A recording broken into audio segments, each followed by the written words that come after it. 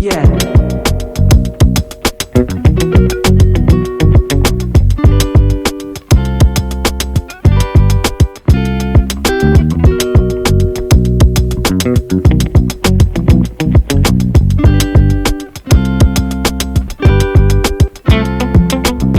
Yang dilakukan oleh anak-anak untuk bidang multimedia atau DKV adalah membuat desain grafis maupun audio video.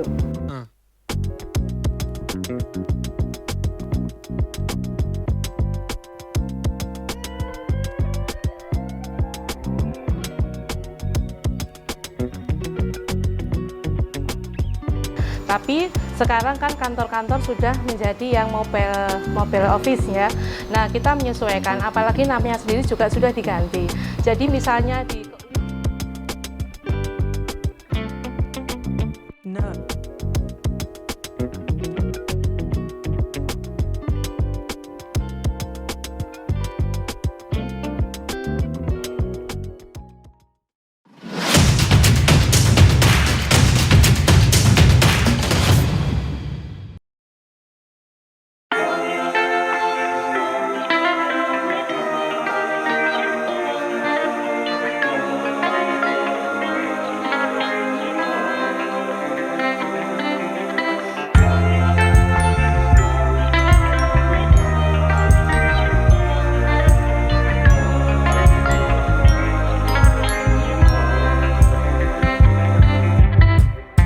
Assalamualaikum warahmatullahi wabarakatuh. Selamat pagi sahabat Tristan, para pemerhati SMK dan pendidikan vokasi di seluruh Indonesia. Pagi ini kita berada di SMK Negeri 3 Surakarta. Dan kebetulan pagi ini juga kita ditemani oleh Ibu Hendrina, Kepala SMK Negeri 3. Bu Hendrina, selamat pagi. Assalamualaikum warahmatullahi wabarakatuh. Selamat pagi Pak Haris. Waalaikumsalam warahmatullahi wabarakatuh. Bu Hendrina, ini SMK Negeri 3 ini kan luar biasa perkembangannya ya. Sudah sebagai pelaksana SMKPK. SMKPK gitu. Nah, rencana Skema ke depan pemadanan. SMK Pemadanan ya juga. Nah, ke depan rencana Bu Hendrina dalam mengembangkan SMK 3 ini seperti apa, Bu? Ya, baik, terima kasih Pak Haris. Kami ingin mengembangkan SMK Negeri 3 Surakarta sebagai SMK pusat khususnya untuk bidang tata busana, DKV, bismen, perkantoran, dan akuntansi kelembagaan.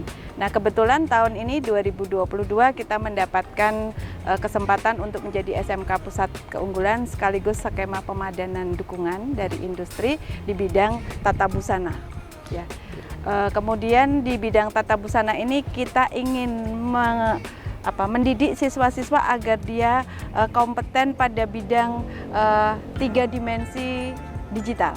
Ya, karena saat ini permintaan industri terkait pola digital, kemudian pembuatan desain digital itu sangat marak. Jadi kita ingin membawa anak-anak kita memenuhi kebutuhan industri itu, di mana kebutuhan industri tersebut ada pada level atas. Jadi untuk penghasilannya juga lebih dari UMR dan setara dengan anak lulusan sarjana. Ya, ini kan sebagai salah satu SMK PK, Bu ya. Ya. Rencana ke depan pasti sudah disiapkan. Paling tidak ada roadmap perkembangannya. Seperti apa? Baik, roadmap perkembangannya adalah bahwa saat ini kita memang baru SMK PK-nya Tata Busana, tetapi saat ini kita juga sudah berproses untuk menjadikan pusat keunggulan program keahlian yang lain pada DKV maupun pada bisnis manajemen. Walaupun pada bisnis manajemen ini agak sulit ya Pak ya, tetapi kita baru mencari peluang untuk bekerja sama dengan industri yang mau CSR dengan SMK Negeri 3 Surakarta. Sampai hari ini industri yang sudah terlibat dalam pengembangan SMK 3? Sudah sangat banyak, lebih dari 100. Hanya kita ingin mendapatkan industri yang benar-benar dia memberikan perhatian dan manfaat yang lebih buat SMK 3 Surakarta, tidak hanya pada pelaksanaan praktek kerja lapangan saja. Sahabat Tristan, SMK 3 sebagai salah satu SMK pelaksana PK atau pusat keunggulan, menjadi salah satu SMK yang diandalkan dalam mengembangkan SDM di bidang ini. Oke, kita akan lihat bagaimana anak-anak kita di laboratorium, atau paling tidak kita akan lihat dulu laboratorium yang digunakan untuk pengembangan pembelajaran. Mari kita lihat laboratoriumnya.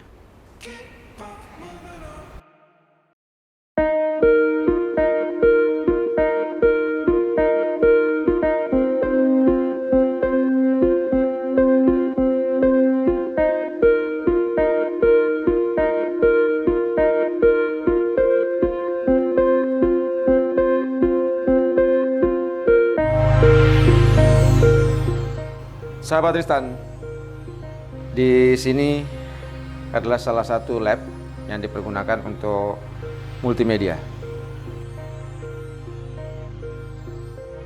Bu Her, Ya. ini di laboratorium ini Ya. apa saja yang dilakukan oleh anak-anak kita sini? Yang dilakukan oleh anak-anak untuk bidang multimedia atau DKV adalah membuat desain grafis maupun audio video. Jadi dia belajar desain grafis dan audio video. Pembagian jam prakteknya, Bu? Ya, Kan, pembagian seperti prakteknya mulai tahun ini kita sudah mulai menerapkan jadwal blok. Jadi di mana 2 hari anak-anak praktek, selebihnya 3 hari pelajaran umum untuk kelas 10. Ya, karena kita mulai kurikulum merdeka adalah di kelas 10. Untuk di kelas 11-12 dengan kurikulum KTSP kita masih menyelenggarakan pembelajaran yang reguler seperti dulu. Ya, jadi kita mulai di Ya. kelas 10. Oke, kita lihat yang berikutnya.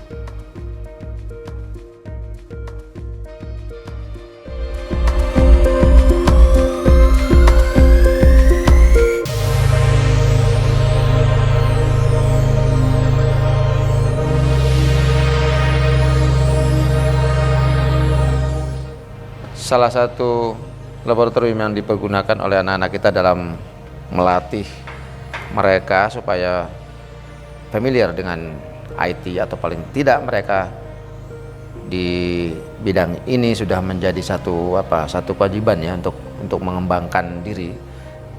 Guru-guru di SMK Negeri 3 Surakarta ini juga melatih anak-anak kita di ruang podcast. Ini adalah ruang podcast mereka. Ya, ini ruang podcast di SMK Negeri 3 dan kebetulan juga mereka sedang berlatih di sini. Kawan-kawan dunia usaha dan dunia industri, mari dukung terus perkembangan SMK Negeri 3 dengan seluruh kompetensi yang ada. Kita akan lihat lab yang lain.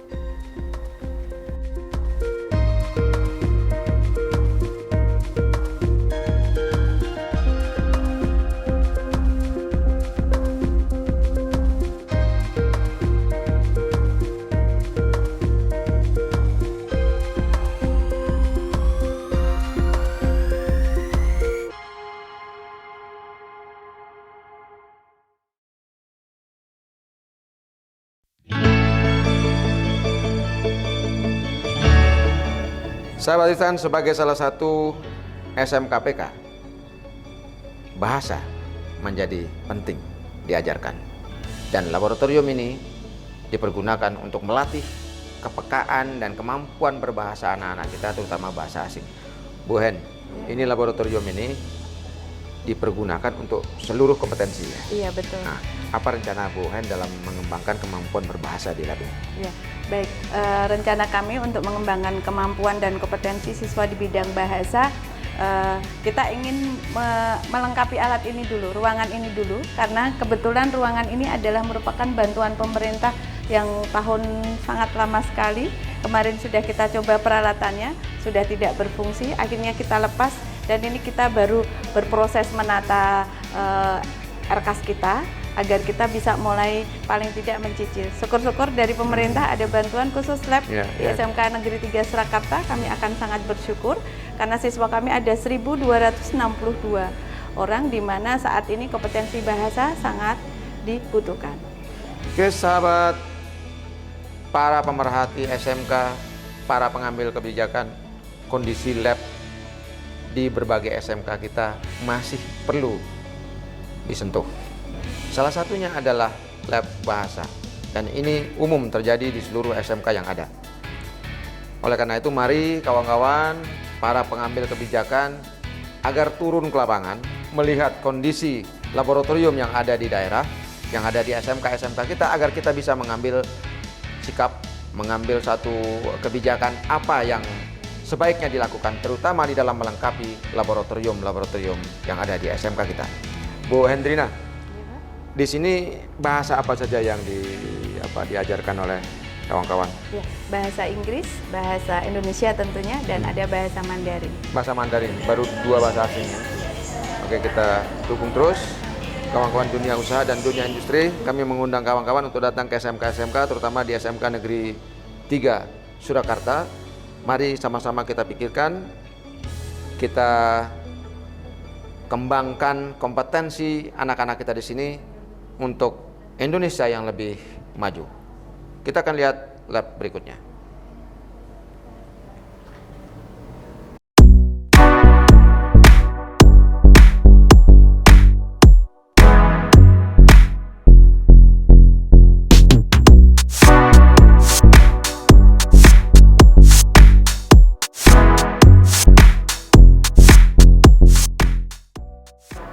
Selain busana, multimedia, bisnis daring, ada OTKP, otomatisasi tata kelola perkantoran.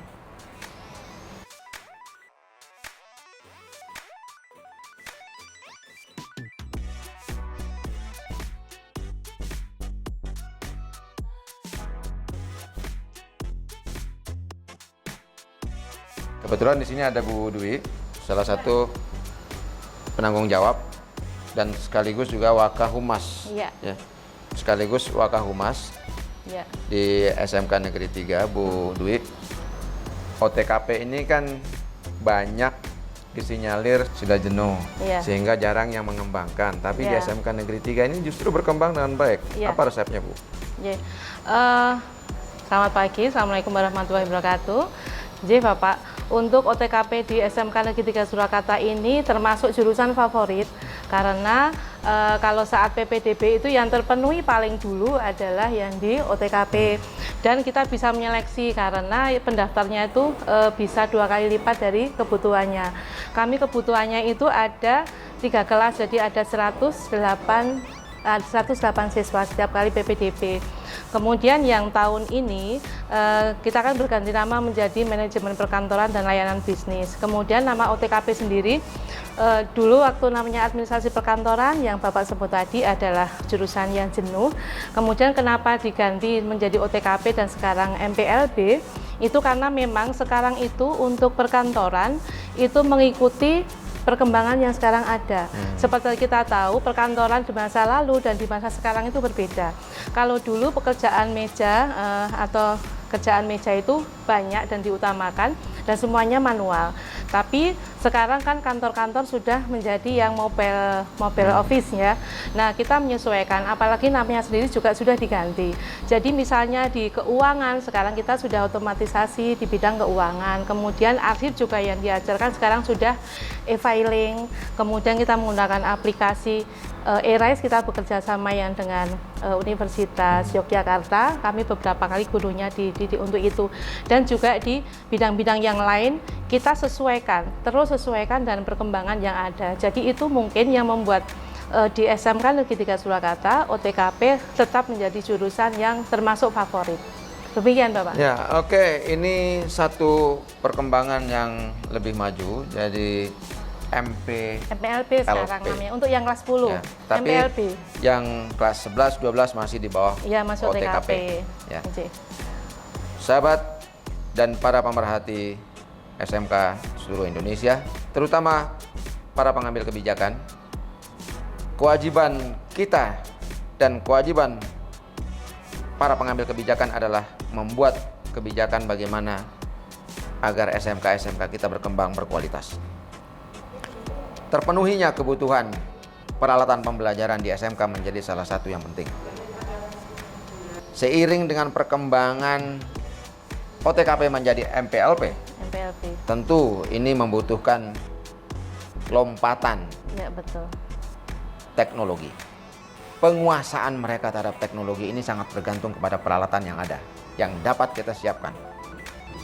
Maka mari kawan-kawan, termasuk kawan-kawan dunia usaha dan dunia industri, kami mengajak kawan-kawan untuk sama-sama bekerja, sama-sama berpikir bagaimana kita memenuhi kebutuhan praktek mereka. Kita akan dukung terus perkembangan OTKP atau MPLP di seluruh SMK-SMK yang menyelenggarakan kompetensi ini. Kita akan lihat lagi lab yang lain. Terima kasih.